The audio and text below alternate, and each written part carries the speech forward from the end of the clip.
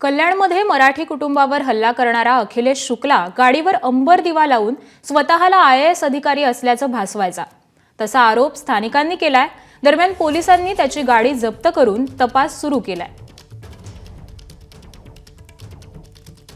अखिलेश शुक्ला याची गाडी पोलिसांनी आता जप्त केलेली आहे. आपण जर पाहिलं तर या ठिकाणी पोलीस पाहणी करतात आणि या ठिकाणी आतमध्ये ह्या गाडीमध्ये बघताय आता हा अंबर दिवा देखील या गाडीमध्ये निघालेला आहे आणि पोलीस आता नेमकं ह्या गाडीमध्ये आणखी काही आहे का याबाबत पाहणी करतात. ह्या गाडीची जर पाहिलं तर या ठिकाणी आता काही वेळापूर्वी पोलिसांनी ही गाडी जी आहे ती जप्त केलेली आहे.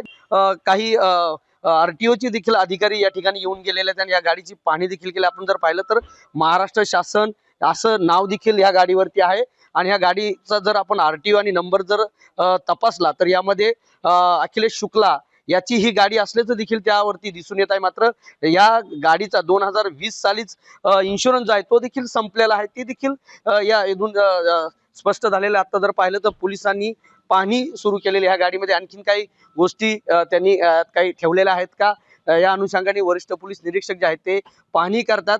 आता पुढील तपास जो आहे तो खडकपाडा पोलीस करत आहेत. कॅमेरामन प्रमोद तांबेसह सुरेश काटे, ABP माझा, कल्याण.